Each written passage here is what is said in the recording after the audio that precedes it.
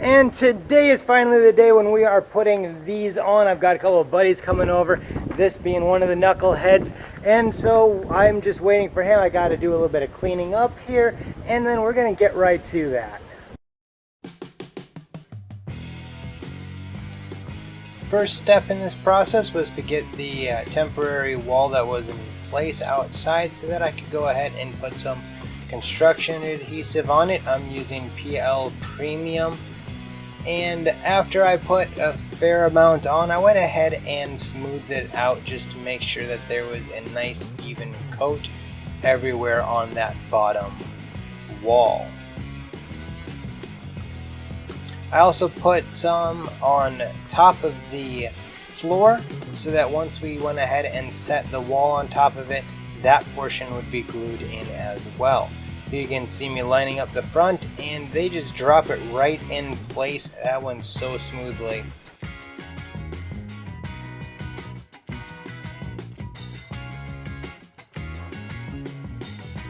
We then went ahead and clamped it. As I mentioned in the other video, by clamping it, it brings that floor flat with the wall where it's supposed to be. After that, I went ahead and put in every other pocket screw, as my one buddy there pushes in on the outside, and the other one was putting a screw on the outside about every 8 or so inches. I went back and then filled in those pocket screws that I didn't get the first time around. Then came the galley wall into the first wall. That one was kind of complicated because the galley wall definitely was not straight as it should have been, so it took a little bit of finagling with the mallet. Put some PL Premium into the slot that it needed to go into, and then with two of us up there, we were able to at least get it to be where it was supposed to be. Finally, was able to get it all the way in its slot by hammering on the outside of the wall. So basically putting the wall into the galley wall instead of the galley wall into the outer wall. Then we went ahead and removed that temporary brace because it was in the way. But we didn't want to remove it completely, so we just used a cement block there to add a little bit of weight to it so that it would still hold the wall.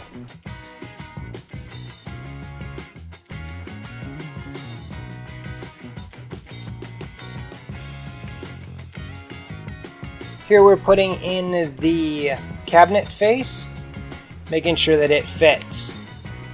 Then came a little bit of sanding because it wasn't quite right. Remember that L bracket in the back there was in my way, so I couldn't exactly test that one beforehand. Once that was done, once again, more PL Premium.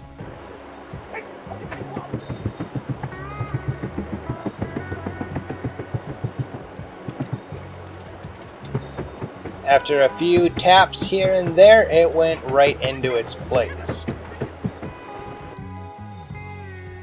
Then came the shelves, and that definitely was a little bit more complicated than I had hoped. Ended up having to do a little bit of sanding on it.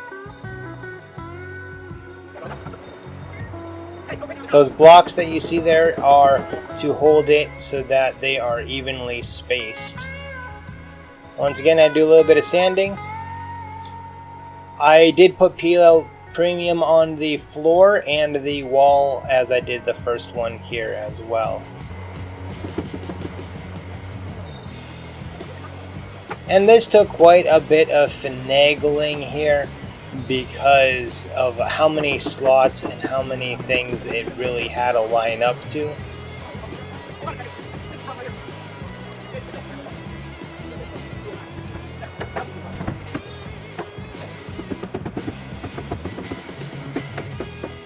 You can see my buddy putting the screws into the pocket holes so that they'll be ready later.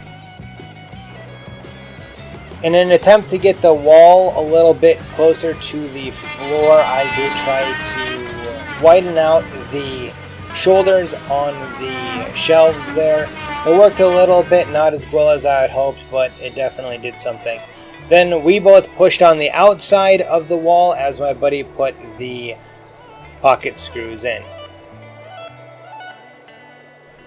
Then it just came to clamping it up so that it would all set properly for the glue and everything.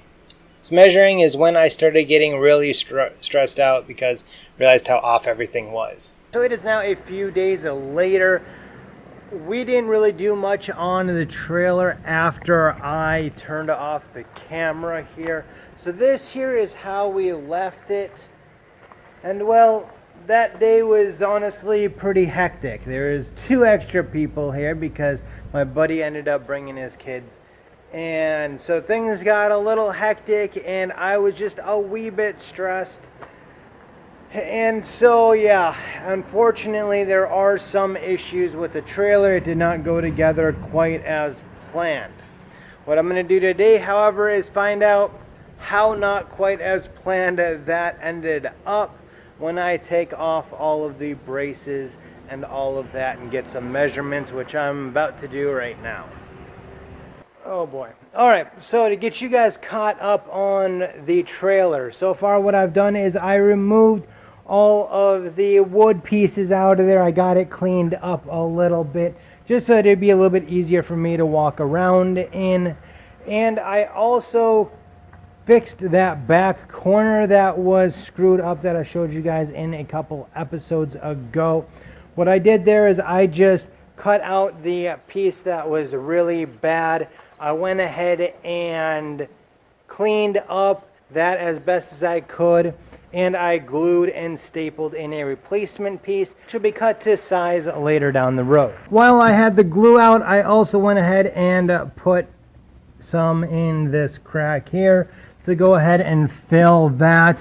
I just wanted that filled, that way then there wouldn't be, you know, a straight channel for any water, if any water ever did get in here, to go down and sit. I also cleaned up all of the wood out of here. I took the L brackets out. I am going to repaint that back wall there.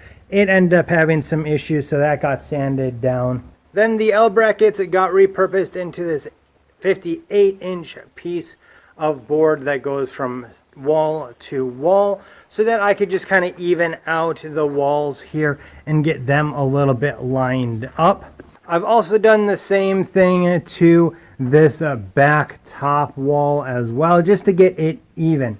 Now, even though it's 58 inches up here, it is not 58 inches down here. So that's where things are going to get complicated as far as when I put the doors up. I'm going to really have to make sure that I am remembering that there is a difference. And yeah, it's going to be complicated, but I think I'll be able to get it taken care of. I also got the galley pretty much flattened out. Now it was bowed out in the middle towards the back of the trailer.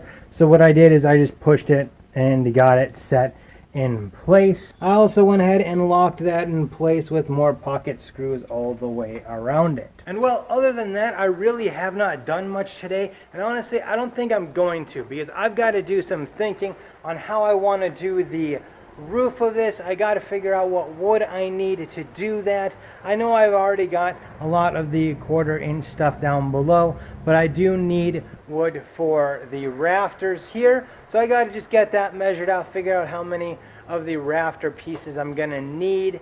I also got to figure out what 1-bys I want to use for the front of the shelves, and I also got to figure out the bottom of that as well. Now I do have to tell you guys, I did lay down in there.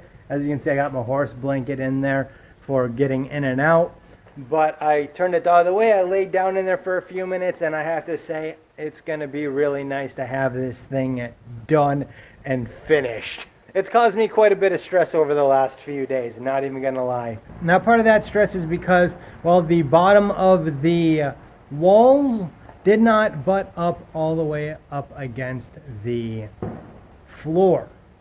What I mean by that is this. All right, so we're underneath the trailer now, and as you can see, there is a fairly large gap, except for where there's screws in, going all the way down to the trailer, except for at the very end there. As we go towards the front of the trailer, you do get a little bit better right here towards the front, but it's still separated. So that ended up being an issue, and there's no way to fix it now that the glue is there. So yeah, because of that, the last few days have been fairly stressful, me worrying about that and thinking about that. And now that I'm here, the stress is a little bit better, but I'm still not sure exactly how I'm going to take care of that. I think what I'm going to end up doing is running the router underneath that, because there is a little bit of an overhang as well as the gap. Then I will run some more caulking or some more glue in there to fill that gap wherever there is one. There is going to be some kind of L bracket or something that goes underneath that, because I need something to hold the pylon on underneath anyway.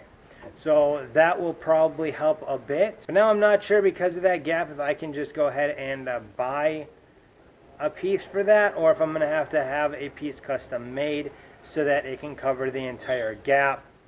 But I'm not too horribly worried about it right now, because there is going to be waterproof taping and all that kind of stuff on that piece. So I don't really need to worry about water getting up into it. Hopefully. So yeah, I'm still pretty stressed out about this, but I think I'll be able to get it to work. Now, before I can do anything else on this trailer, I need to fix the workbench, because when we were working on the walls, there was a lot of force being put on the trailer. And well, we ended up having a little bit of boo-boo with one of the legs. As you can see, that is very bent out.